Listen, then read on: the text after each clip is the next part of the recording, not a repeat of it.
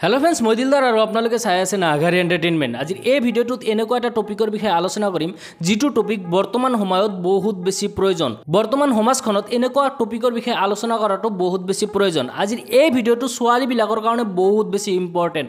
যদি আপুনি এজনী ছোৱালী হয় তেতিয়াহ'লে এই ভিডিঅ'টো সম্পূৰ্ণকৈ চাওক, নাইবা যদি আপুনি এজন ল'ৰা হয় তেতিয়াহ'লে এই ভিডিঅ'টো আপোনাৰ ঘৰত থকা ভণ্টি ভাইদেউ খুৰী ছোৱালী সকলোৰে লগত এই ভিডিঅ'টো শ্বেয়াৰ কৰক, কাৰণ এনেকুৱা টপিকৰ ওপৰত ভিডিঅ' বনোৱাটো বা এনেকুৱা টপিকৰ বিষয়ে আলোচনা কৰাটো বহুত বেছি প্ৰয়োজন।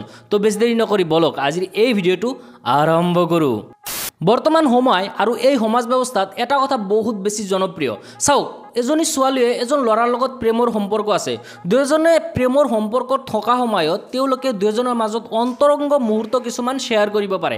এই ধৰি লওক ছোৱালীজনীয়ে নিজৰ কিছুমান সিক্ৰেট ফটো ল'ৰাজনৰ লগত শ্বেয়াৰ কৰিছে। মই নকওঁ যে এইবিলাক ফটো শ্বেয়াৰ কৰিব লাগে নে নালাগে। তেওঁলোকে প্ৰেমৰ ক্ষেত্ৰত আহি নিজৰ প্ৰেমৰ মানুহজনক ভালপোৱাৰ মানুহজনক সেইবিলাক শ্বেয়াৰ কৰিছে, সেইবিলাক তেওঁলোকৰ সম্পূৰ্ণ ব্যক্তিগত কথা।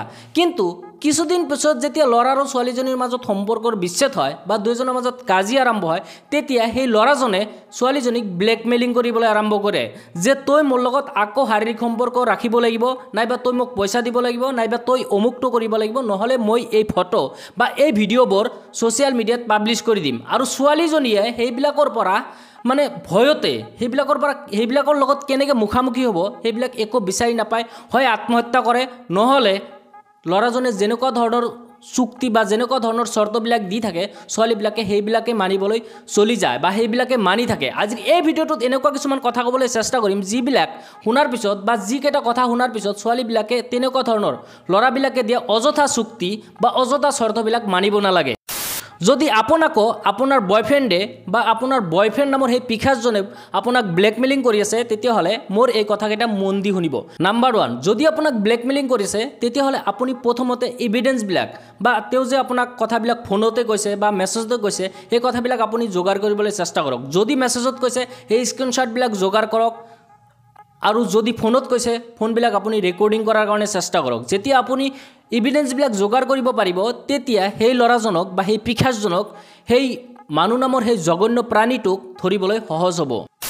নাম্বাৰ 2, এই সময়ত আপুনি বিপদত আছে, আপোনাক কোনোবাই ব্লেকমেইলিং কৰি আছে, এই সময়ত সকলোতকৈ আপোনাৰ বেছি প্ৰয়োজন হৈছে আপোনাৰ ফেমিলিৰ মানুহখিনিৰ ছাপৰ্ট। গতিকে আপোনাৰ ফেমিলিৰ মানুহখিনিত থকা কোনোবা নহয় কোনোবা এজন মানুহ আছে যাৰ লগত আপুনি সকলোবোৰ কথা সবিশেষভাৱে ডিটেইলছভাৱে শ্বেয়াৰ কৰিব পাৰে। সেইজন আপোনাৰ নিজৰ দেউতা বা নিজৰ দাদা, নিজৰ ভাইটি হ'ব পাৰে। তেওঁলোকৰ লগত কথাবিলাক শ্বেয়াৰ কৰক যে মোৰ লগত এনেকুৱা ধৰণে কাৰোবাৰ লগত সম্পৰ্ক আছিল আৰু তাৰপিছত তেওঁ মোক ব্লেকমেইলিং আৰম্ভ কৰিছে। আপুনি হয়তো ভয় খাব পাৰে বা আপোনাৰ ভয় লাগিব পাৰে যে মই এই কথাবিলাক কেনেকৈ মই মোৰ দেউতাৰ লগত বা মোৰ দাদাৰ লগত শ্বেয়াৰ কৰিম। কিন্তু ভাবক, যদি ভিডিঅ' বা ফটোবিলাক ছ'চিয়েল মিডিয়াত শ্বেয়াৰ হয় তেতিয়াহ'লে আপোনাৰ দেউতা বা আপোনাৰ দাদা নহয়, গোটেই সমাজখনে চাব। এই সমাজখনে চাব যিখন সমাজে আপোনাৰ প্ৰেমৰ মূল্য বুজি নাপায় বা আপুনি প্ৰেমৰ কাৰণে সেইবিলাক কৰিছে সেইবিলাক কথা কোনেও বুজি নাপায়। গতিকে আপুনি আপোনাৰ দেউতা বা আপোনাৰ দাদা বা আপোনাৰ কোনোবা এজন ফেমিলিৰ মানুহৰ লগত শ্বেয়াৰ কৰক যি আপোনাক সহায় কৰিব পাৰিব। নাম্বাৰ 3, যেতিয়া আপুনি এভিডেন্সখিনি যোগাৰ কৰিলে আৰু আপোনাৰ ঘৰৰ মানুহৰ লগত গোটেইখিনি কথা শ্বেয়াৰ কৰিলে তেতিয়া আপুনি এই গোটেইখিনি লৈ থানাত যাওক, ওচৰৰ কোনোবা পুলিচ ষ্টেচনত যাওক আৰু যাই গোটেই কথাখিনি ভালকৈ খোলাভাৱে পুলিচৰ লগত শ্বেয়াৰ কৰক। আৰু যেতিয়া আপুনি গোটেই কথাখিনি শ্বেয়াৰ কৰিব তেতিয়া পুলিচে নিশ্চয় আপোনাক সহায় কৰিব। যদি আপোনাক পুলিচ বা প্ৰশাসনৰ লোকে কোনো ধৰণৰ সহায় নকৰে তেতিয়াহ'লে আপুনি এই কথাখিনিক লৈ কোনোবা আপোনাৰ চিনাকি উকিল বা এডভকেটৰ লগত যোগাযোগ কৰক, তেওঁলোকে নিশ্চয়কৈ আপোনাক সহায় কৰিব। গতিকে যদি আপোনাক কোনোবাই ব্লেকমেইলিং কৰি আছে তেতিয়াহ'লে ভয় নকৰি আপুনি সেইবিলাকৰ সৈতে মুখামুখি হ'বৰ কাৰণে এনেকুৱা ধৰণৰ এই পন্থা বা এই পৰ্যায়বিলাকক লৈ আগবাঢ়ক, তেতিয়াহ'লে নিশ্চয় আপোনাৰ জীৱনত যি বেয়া দিন আহিছে সেই বেয়া দিনবিলাক নাথাকিব।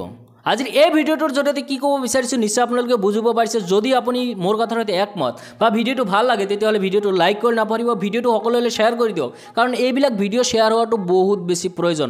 এইবিলাক ভিডিঅ' সকলোবোৰ মানুহ চাব লাগে, সকলোবোৰ মানুহ সতৰ্ক হ'ব লাগে, সকলোবোৰ মানুহ সজাগ হ'ব লাগে। আৰু যদি আপুনি আমাৰ এই চেনেলটোত নতুনকৈ আহিছে তেতিয়াহ'লে চেনেলটো ছাবস্ক্ৰাইব কৰি নাপাৰিব। লগ পাম নতুন এটা ইণ্টাৰেষ্টিং আৰু এনেকুৱা ধৰণৰ কথা যিবিলাক কথা কোনেও ক'বলৈ সাহস নকৰে তেনেকুৱা বিষয়ৰ ওপৰত ভিডিঅ' বনাই আপোনালোকলৈ আগবঢ়াম। তো লগ পাম নতুন এটা ভিডিঅ'ৰ সৈতে। Till then tata bye.